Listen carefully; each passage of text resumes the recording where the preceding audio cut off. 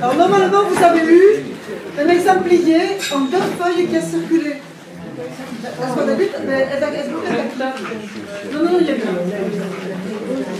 y a un exemplier qui circule avec 2 feuilles. Il y a mon nom dessus.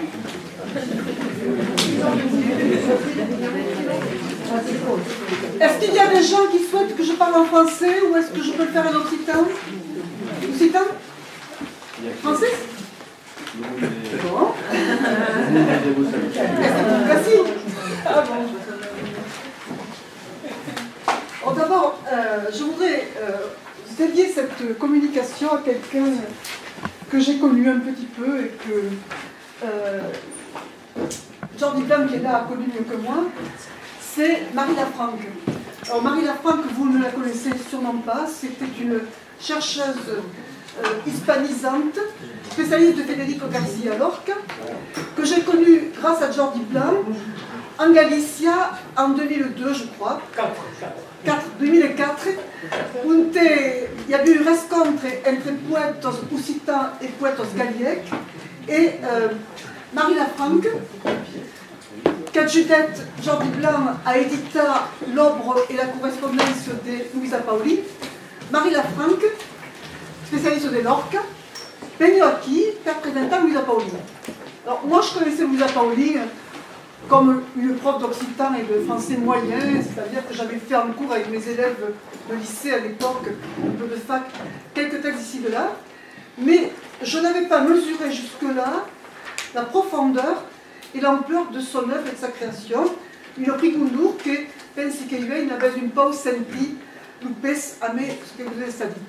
Marie Lafranc m'intéresse pour cela parce qu'elle nous a fait une communication qui m'a ouvert un monde.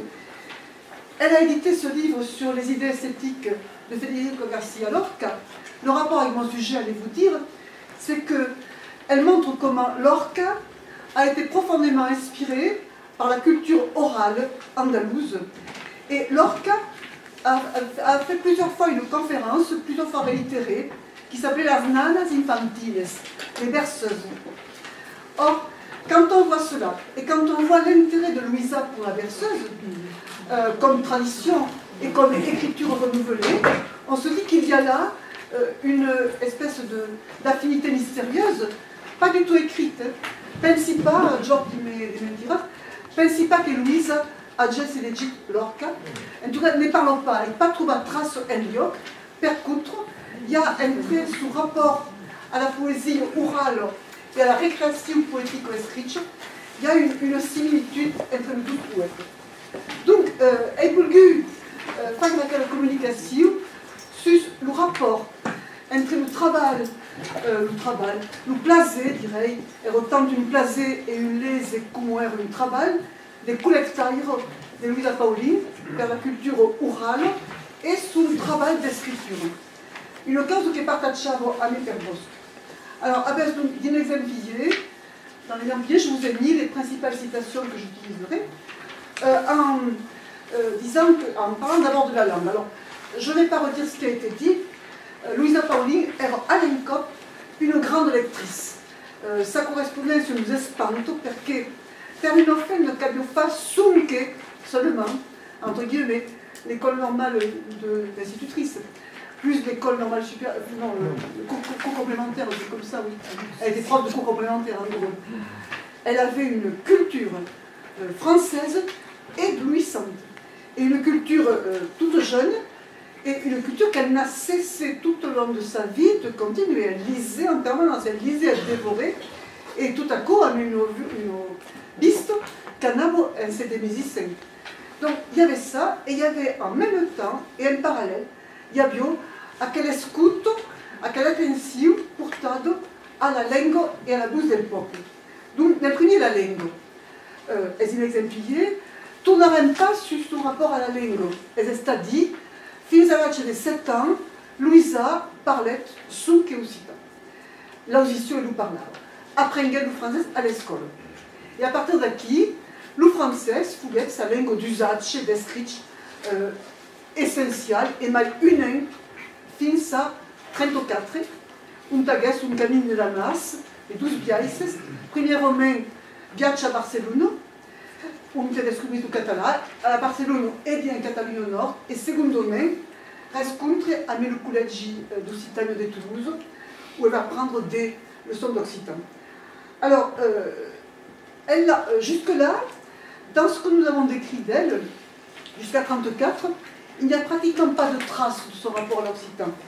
La première trace que j'ai trouvée, elle est de 1924, dans son journal, écrit au moment où elle était en Limousin, où elle fait allusion à l'occitan, et où elle, à propos d'autre chose, et elle dit que de puérilité dans une âme de femme, nul n'y croirait. C'est comme dans le conte amusant de maman, passer hyper un escalier de deire, digus ne pas créer. Alors là, elle écrit comme elle peut, et elle dit il serait bien impossible de lire ce patois-là, car je ne sais pas l'écrire. Mais je sais le parler, et surtout l'entendre, le vrai, le pur, parlé par des vieux qui ne font pas de bâtards de traduction en patois. J'y reviendrai, et ça a été dit ce matin par Jordi Blanc, ce rapport à la langue entre guillemets pure. Quand on tourne un albigès, quand elle revient en albigeois, et qu'il lui faut compter sur sa mère, puisqu'elle était incapable de vivre seule, elle parle de sa mère comme de son glossaire. Maman est mon glossaire. C'est mon glossaire. Et en 1937, elle écrit à Père Bosque, et elle fait allusion à sa vieille amie, Mélie du Rouilleret. Une fermière qui me comble de présents rustiques et de sagesse. Mélie du Rouilleret est un de mes dictionnaires occitans.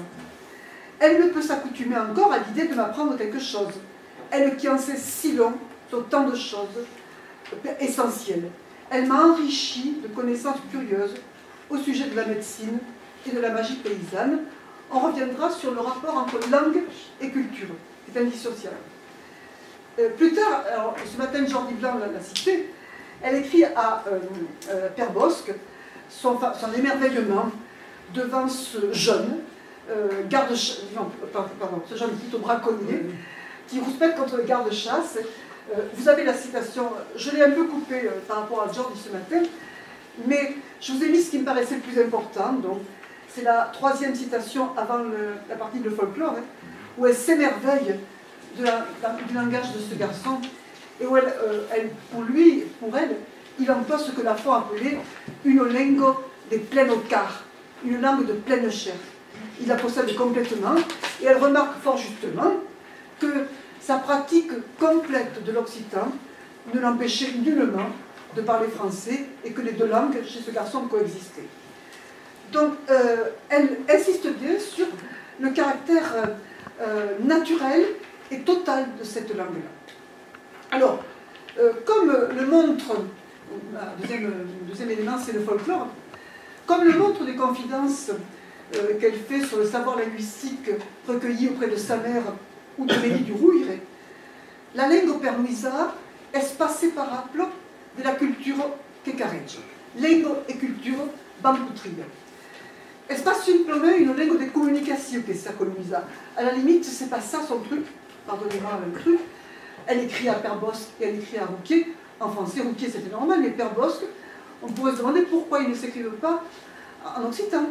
Non, c'est pas la communication qu'elle cherche, c'est tout ce que la culture peut transporter, tout ce que la langue peut transporter de culture. Et en cela, elle va, comme Père Bosque, s'intéresser au folklore, dans un premier temps. Elle s'intéressera ensuite, grâce à Père Bosque, à la littérature écrite. Mais d'abord, c'est le folklore. Et avant Père Bosque, avant sa rencontre avec Père Bosque, en 1936, la correspondance avec Salvat date de 1936, celle avec Père Bosque de 1937. Donc dès 1936, elle écrit à Salvat, vous avez la citation dans l'exemplier, elle commence a decugli quelques intressignes sul folklore. Ma pude scrivere che per durbi la bucco d'aquelles che savent un secret, es pas un pitcho travail, los que savent pas grand cause, parlent prou, mas nous autres, un peu d'estre rauba. Donc vous voyez, bien sûr, elle va trouver avec Père Bosque la même façon de faire, mais elle n'a pas attendu Père Bosque pour avoir cet intérêt-là. Donc, nous inscrivons bien les Père Bosque qui nous sont accessibles. On attend vraiment, après cette journée, encore plus qu'avant l'édition de la correspondance avec Salvat. Donc, les échanges avec Père Bosc nous sont accessibles et ils abondent, Claire l'a dit, Jordi l'a dit, tout le monde l'a dit, ils abondent en allusion au travail de collecteur du maître de Montalban. Avec les remarques qui se font l'un et l'autre sur leur œuvre réciproque, les remarques les plus nombreuses sont celles sur la tradition et son étude. Père Bosc se présente comme une traditionniste et elle lui demande de s'expliquer. Traditionniste, c'est pas traditionnaliste. Ils sont très clairs là-dessus. S'intéresser à la tradition, c'était un terme qui avait remplacé le mot folkloriste, se disent-ils, qui était un petit peu qui avait perdu son sens fort qu'il avait au XIXe siècle. Donc, dans une de ses premières lettres envoyées à Père Bosc, le 30 mars 1937, vous avez un extrait, Luisa Pauli déplore l'estrifomène de la mémoire. Elle déplore la déchirure de la mémoire, et on y voit revenir l'Uremembre de la Dicho Mairalo, qui sera la genèse du recueil L'escalier des Beires. Et elle dit là, l'inconvénient ou l'avantage de puiser directement dans le folklore, c'est que presque jamais mon entourage ne me fournit un texte complet. Ils savent le début, des bribes, et je fais comme les trafiquants de meubles anciens, du reconstitué. L'escalier de verre, maman me le disait le soir en me couchant. Passez per l'escalier des Beires, digus o me vulguez pas créer. Vous voyez que là, elle sait écrire. Graphie salvaire. Mon beau-frère me chante quelquefois la première strophe d'un vieux poème qui me fait toujours rire, je ne sais pourquoi. Lucazze Penceno, derrière le buffet, la vieille sait vivre, il fout une soufflée. À quelle sourd, cette sourde familiale, elle est très importante.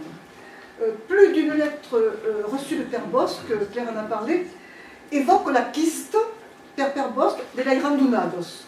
Dans les genres populaires que Père Bosc était, conte, chanson, il y avait la randonnade, vous savez, ces textes où il y a le chat qui fait ceci au rat, le rat qui fait ceci, etc. Et ça continue, ça continue. Et Père Bosc veut en savoir plus, il lui dit, il paraît que chez vous, il y a la montade et la balade. Est-ce que vous avez ça aussi? Et donc, il essaye de la faire, de l'interroger. Par rapport à les foutes d'une soufflette, il lui répond qu'il a trouvé l'équivalent chez Mistral, et qu'il y a sûrement là une vieille matrice populaire qui circule entre... Oui, Philippe, es-tu là? C'est la symphonie des Mistral. Voilà. Et donc, il y a une vieille matrice populaire qui circule d'un coin à l'autre de l'espace occitan. Donc, elle dit à propos de ces randonnados, oui, très bon sujet, les randonnées. Maman en sait une, je crois. L'ura pluro, la rate estumado di lulo. La connaissez-vous? Je le voudrais bien, car maman n'en sait plus que des fragments. Vous voyez, ce rapport au fragment. Alors, ce rapport au fragment m'intéresse parce qu'il révèle plusieurs choses. On l'a vu par rapport à Nulenso. Elle prend de Père Bosc un mot, et puis à partir de ce mot, elle crée. Et finalement, avec les fragments qu'elle a pu recueillir de la culture populaire, elle va fabriquer sa poésie. C'est pour ça que, après avoir hésité sur mon titre, hier m'est venu le titre définitif, je pense, ce sera Entre collecte et recréation. Donc, d'autres escambis portent sur le drac. Père Bosc a entrepreso une recherche sur le drac, et qui est dedicado à la revue du folklore français. On a parlé ce matin de l'abondance des revues à cette époque-là. Autre revue à laquelle Père Bosc collaborait. Louisa se montre très intéressée, et sa réponse est un témoignage de plus de sa double curiosité entre culture classique et folklore, qui en fait, me semble-t-il, une comparatiste fort intuitive. Elle dit ceci, vous l'avez, à propos du drac, je vous dirais que c'est une vieille connaissance de maman.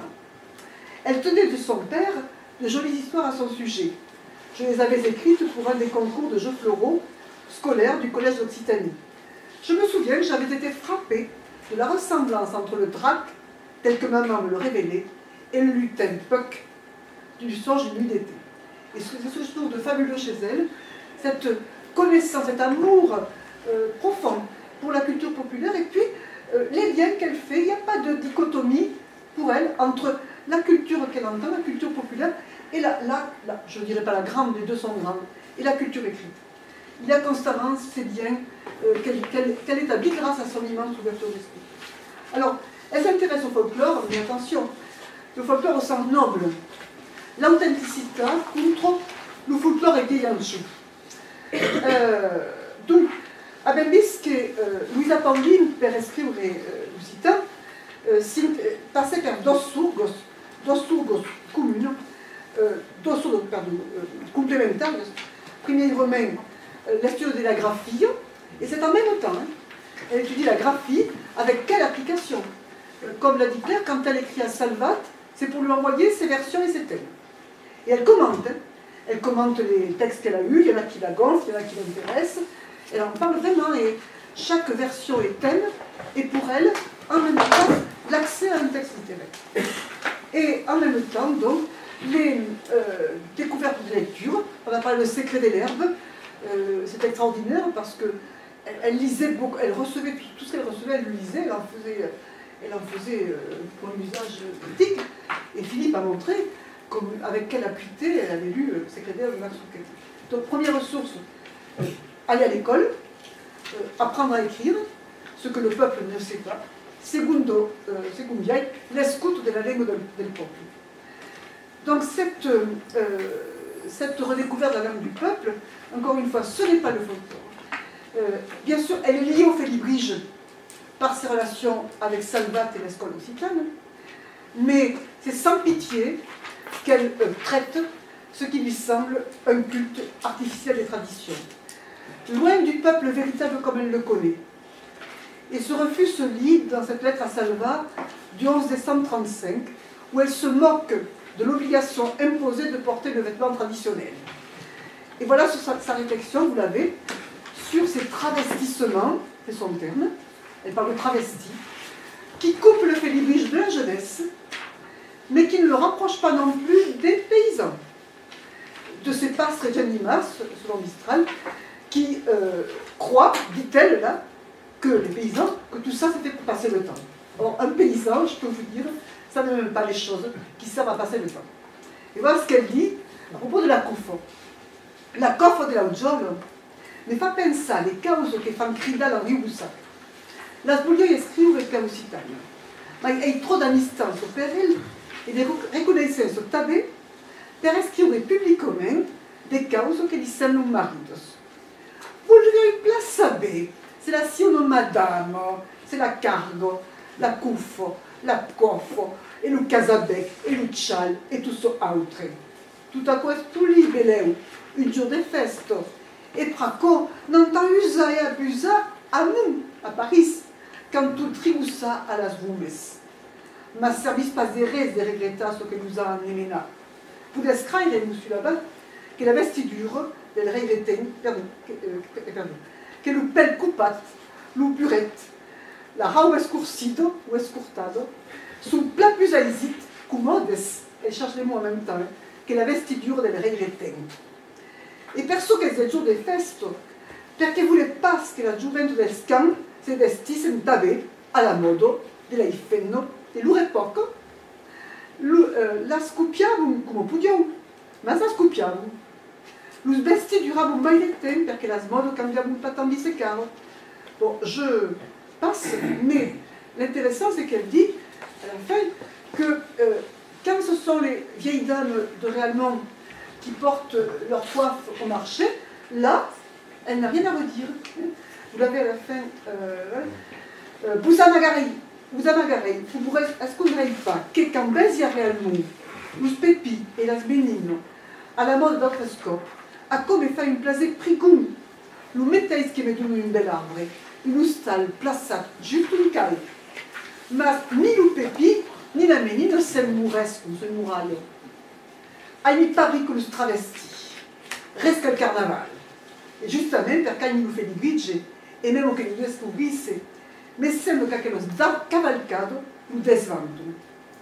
E di un'altra biai, non gagnano pas los pageses. Los pageses cresu che tout à coup es per passare il tempo. E la giunesse a gaito davant e non d'arrière. Et à parce qu'une temps, le ciel. Vous voyez, folklore, oui, mais folklore au sens noble, pas le... Voilà. Alors, un autre élément dans le rapport de Luisa Pauline à la culture du peuple, c'est son rapport à la religion populaire.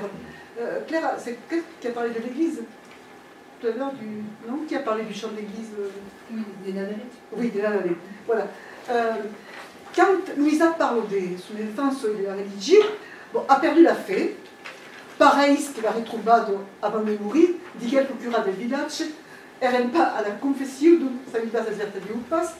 En tout cas, tout le temps que parla ne salva, et l'ensage de la converti, et le refuse.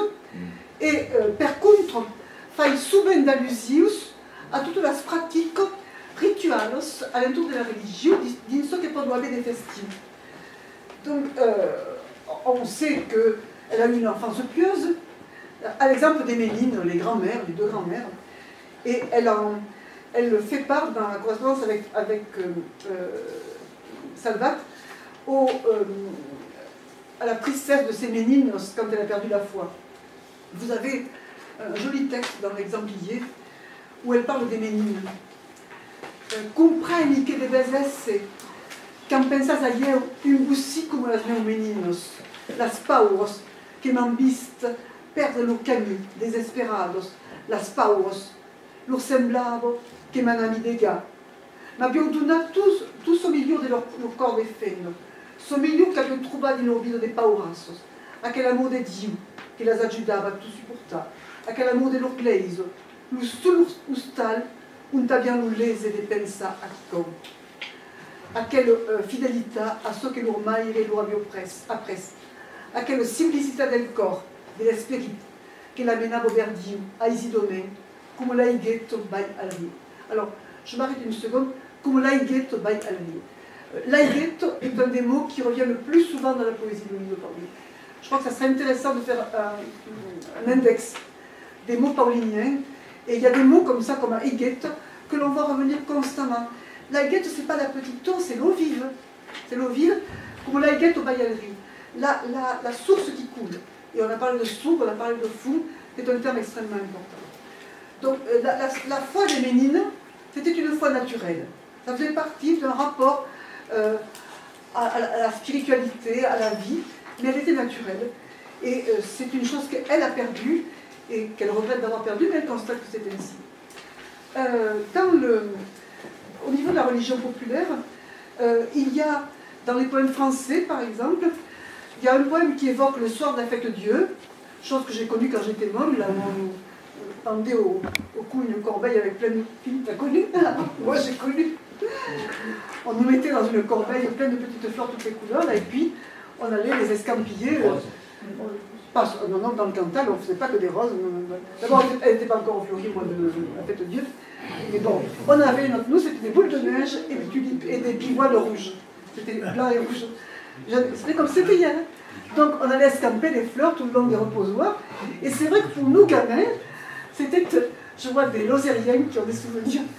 Donc, pour nous, gamins, c'était des moments de fête. C'était, je ne sais pas trop si on était croyants, mais ce rituel, ça faisait partie des rituels qu'on connaissait, qui comment dirais-je, endimanchaient un peu la vie, quelque part. Donc, il y a la sorte de fête de Dieu, il y a la Saint-Jean, et elle évoque la Saint-Jean par son double caractère païen et chrétien, chrétien sûrement, païen évidemment aussi, avec le feu qui brûle.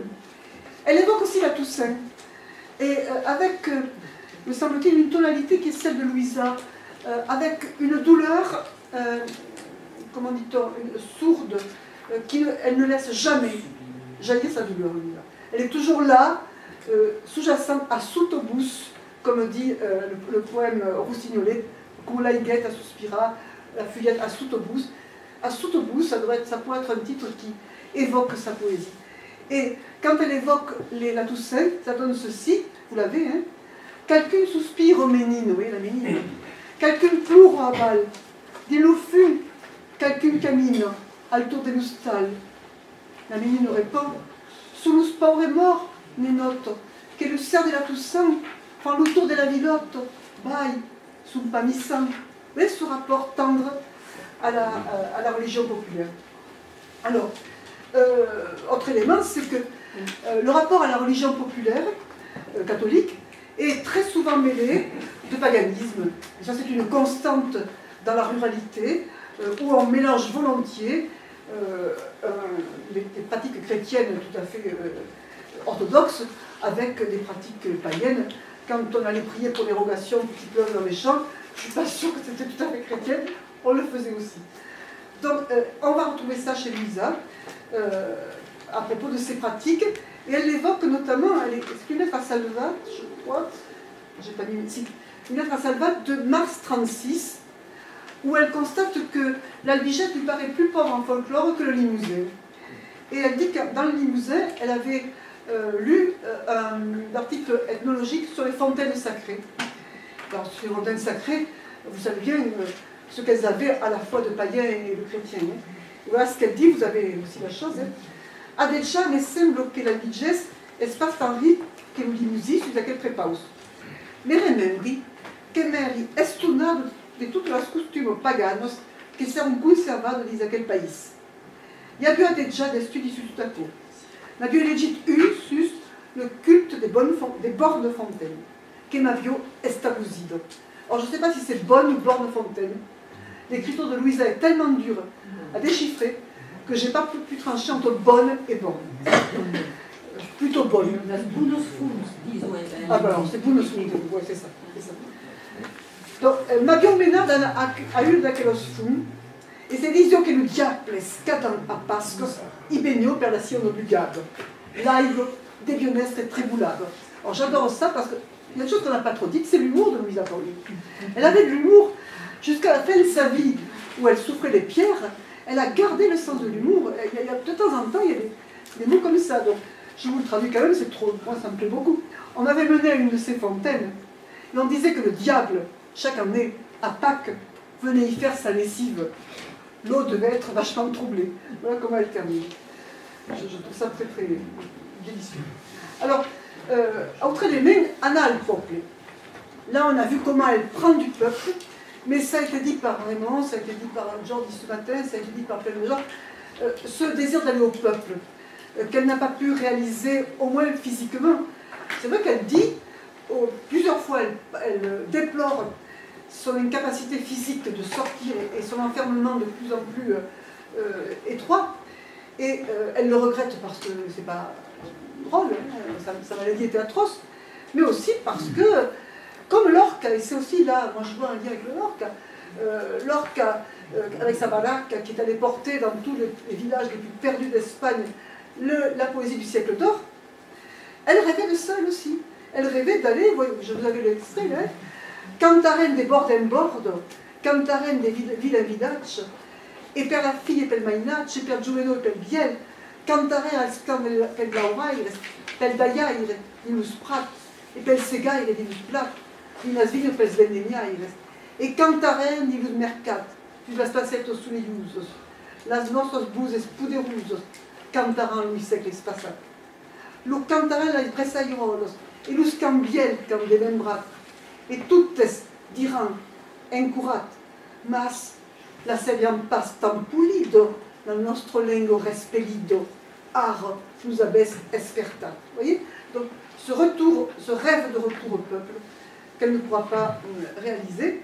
Et c'est pour cela qu'elle rêve, comme Jasper au siècle passé, elle se rend compte que le peuple connaît la langue, mais qu'il n'est pas alphabétisé dans sa langue. Donc, son rêve, c'est qu'on fasse au peuple, je m'adresse à l'élu présent, on fasse entendre au peuple sa langue, parce qu'il ne sait pas forcément la lire. Et ça, elle en rêvait, et elle avait été témoin de cas où le peuple entendait sa langue. Et elle dit, à un moment donné, elle est allée voilà, elle dit ceci. Elle est allée à un moment où l'abbé Salvat présentait les fablelles de Père Bosc. Et elle dit, les deux auditeurs à mes côtés, à peu près illettrés dans notre langue, étaient dans leur ravissement. Donc elle témoigne de ce bonheur, de ce ravissement qu'avaient ces deux auditeurs, dont elle savait très bien qu'ils ne savaient pas lire. Ils écoutent les fablelles de Père Bosc, et là, ils sont dans le ravissement. Donc, intuition qu'avait Jansénie, c'est pour ça qu'il peut réciter quand il s'est rendu compte que dans café du coin où on lisait le journal où il y avait ses poèmes, personne ne comprenait rien, ça l'énervait, donc il est allé réciter tout seul. Donc c'est là qu'apparaît à l'évidence un point commun entre Louisa et Père Bosc, au-delà de leur intérêt pour la culture traditionnelle. C'est la manière dont l'un comme l'autre ont utilisé la culture orale dans leur propre création. Josiane Bru a bien montré, donc Josiane Bru c'est une ethnologue qui a édité plusieurs œuvres de Père Bosc et qui a travaillé sur le travail d'ethnologue et de conteur et d'écrivain de Père Bosc. Elle a bien montré comment, pour Père Bosc, le conte et l'expression populaire sont consubstantiels du comptage, de la performance physique. Et pour Père Bosc, un conte écrit, c'est pas un conte oral, c'est autre chose, c'est une recréation. Le conte, il ne vit que par l'opération du conteur. Et ça, Père Bosc en avait l'intuition, il lui écrit que ce qu'il fait, c'est autre chose. Et c'est pour cela que le rapport entre le travail, le plaisir de collecteuse de Louisa, de la tradition orale, va influencer sa création, mais sa création c'est autre chose, c'est tout à fait différent. Ça en vient, on en voit les sources, mais c'est de la création. Donc, alors là je vais repartir en arrière dans ma propre découverte. Quand j'ai les premiers rapports à l'œuvre de Paoli, c'était des lectures de 3 ou 4 petits poèmes, pas l'œuvre complète, j'avais lu la petite anthologie d'Irène Nostrodino, et pour moi c'était évident qu'il y avait, avec cette œuvre écrite, il y avait des échos de littérature orale. Ces échos, je le voyais à travers plusieurs genres. Par exemple, le retour de la Bressagliarole. Il y a 2 Bressagliaroles qu'on connaît bien, qui ont été publiées d'abord. La Bressagliarole au Pernamino, d'Irène Paz alla nostro neno, che ya tan l'estello dal ciel, d'Irène Paz alla nostro neno, Borio pas mai plus qu'à nouvelle. Il y a la 2e Bressagliarole dont a parlé Ramon, qui est liée à Montségur, Neno Nenote, etc. Il y en a une 3e qui n'était pas connue, que j'ai découverte dans l'œuvre poétique complète qui vient d'être éditée, que tu présentes comme inédite, qui est Bressagliarole au Piamonene, et qui est extrêmement touchante, surtout quand on la met en rapport avec la biographie de Louisa. Je vous l'ai mise parce qu'elle est, à mon avis, si vous n'avez pas encore acheté le livre, vous ne la connaissez pas encore. Mais pour vous montrer un de ces genres de poésie populaire reprise par Louisa. Donc, Lumeune est stampulit, qu'une aussel lume boglio prene, aussel l'aisolume Lumeune. Pruleu, li butaran las alos, qu'emmènera la saison d'estime. Pruleu se n'anira d'elni, aussel, l'aisolume Lumeune. Et voyez que c'est une berceuse, mais c'est du Pauline. La mélancolie, cette espèce de douleur sourde, elle est là. Les berceuses qu'on chante aux enfants, il n'y a pas de douleur sourde. C'est vraiment du Pauline. L'autre genre que j'ai mis dans le billet, c'est Nadalette. Alors Nadalette, c'est une coutume albigeoise où 8 jours avant Noël, tous les soirs on fait tinter les cloches. Je crois que chaque soir, ça va être un peu plus fort, c'est ça? Une de plus. Elle explique en détail comment ça fonctionne. Et elle le raconte dans ses souvenirs, et elle le redit dans ses lettres, à quel point ces Nadalettes, ça faisait partie de sa joie d'enfance, l'attente de Noël. Donc elle va écrire un Nadalette. Elle va écrire un Nadal del Vinci dont on a montré comment il était étrange. Et vous avez là un Nadalette. Un Nadalette dont vous voyez qu'il est aussi personnel, parce que quand elle dit « Nous avons pas perdu nostramo de fioc, l'âme des grands augiol de notre terre d'oc, cercant de nous tourner las princesses ventanos, timnas campan ». Là, ce n'est pas le ton de sourd, ce n'est pas le ton de la douleur sourde, c'est le ton albigéiste, c'est le ton de Fresco, qui est le recueil majeur des poèmes albigéistes. Autre rapport à la culture populaire, c'est la fameuse chanson Giano Daime. Alors, je vous ai mis à droite, c'est un truc en 3 colonnes, à droite vous avez le chant traditionnel. une des versions, parce qu'il y en a des quantités de versions, je vous en ai mis une qu'on avait recueillie, Claire du temps de pratique, il y a très longtemps de ça, par un ami, voilà, qui avait été recueillie à Montpellier auprès d'un monsieur Laurent Coupé, dont je ne sais pas qui c'est, mais oui, l'auteur de l'article est décédé, là, c'est donc... ouais. Et donc vous avez Jeanne d'Aimé, qui est une histoire, une sorte de pastourelle, mais une pastourelle triste, où Jeanne d'Aimé se noie. Et pourquoi choisit-elle Jeanne d'Aimé qui se noie? C'est aussi un choix pour Polyniès, hein. C'est pas une histoire qui se finit bien. Et puis vous avez à côté Jeanne d'Aimé par Louisa Pauline, où on trouve les mêmes éléments, la feuille qui se noie. Louisa Pauline, sa poésie abonde de petits éléments, la mousse, la fuyette, la higuette, tout ce qui est à peine perceptible, tout ce qui tremble, tout ce qui frémit, fernisse, dit-elle, ou frémisse. Et vous avez, voici comment elle évoque Jeanne d'Aimé. Annueil, mais quand est-ce pas l'annueil, la canzone de Jeanne d'Aimé? Tu la fous, la lune célèbre, di Louvain tournait d'une feuille, di Louvain. Doucement la feuille s'énègue, l'aigo trémoule, juste Louvain, Jeanne d'Aimé. Vous voyez? Tout est dans la suggestion. Tout est dans la suggestion. Il y a plus dans le non-dit que dans le dit. Alors voilà par rapport à la chanson. Et puis très rapidement, et j'en ai terminé, les contes. Alors les contes, on attend encore la réédition. Les contes, ils ont été publiés essentiellement en revue, mais aussi dans la première édition incomplète, mais quand même assez volumineuse, de Louisa, la revue du temps, Poemos. Alors ça c'est le 69 si je ne me trompe pas. Je confonds toujours le... Ça me va tronquer. Donc c'est 69, c'est ça. Donc c'est l'édition la plus... Vous avez rythmes et cadences, et celle-ci qui est enrichie des proses. Et donc dans ces poèmes, ça s'appelle poèmes, il y a aussi des proses, ce qui est intéressant. On y trouve des contes, donc Claire m'a envoyé le facsimilé de l'un d'entre eux, publié dans la fameuse campagne Roergat.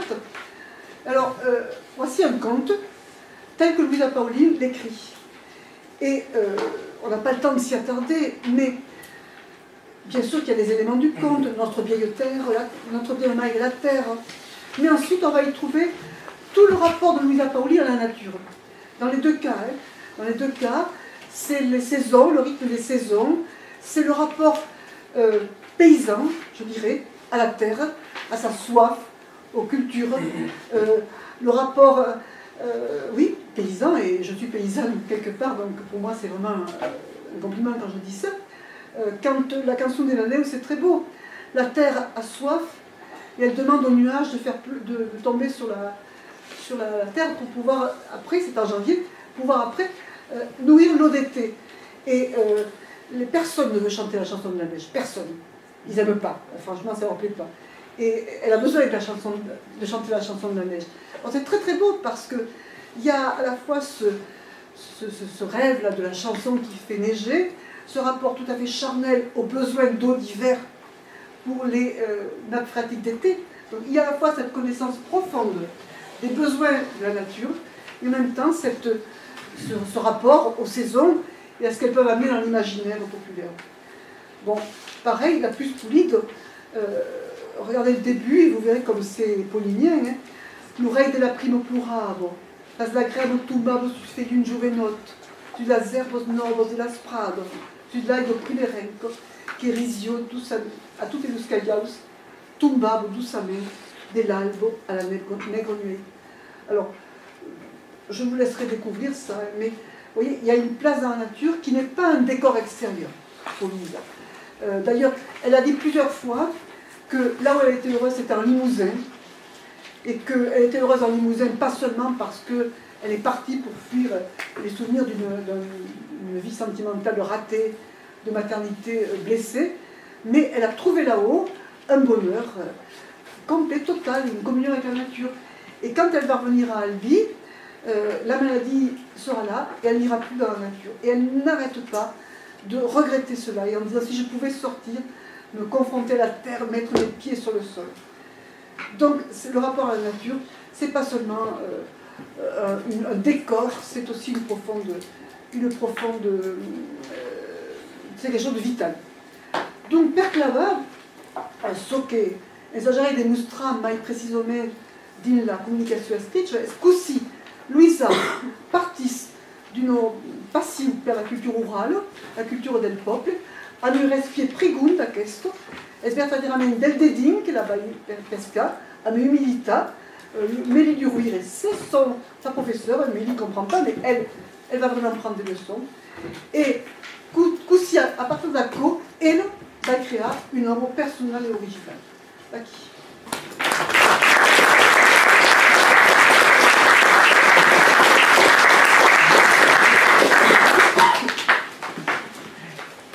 Et là, s'il y a quelqu'un qui a une question, on va prendre une pause de lecture. Ah. Alors, allez-y. Non? Alors, je vais donner la parole à Xavier et à Pigeot.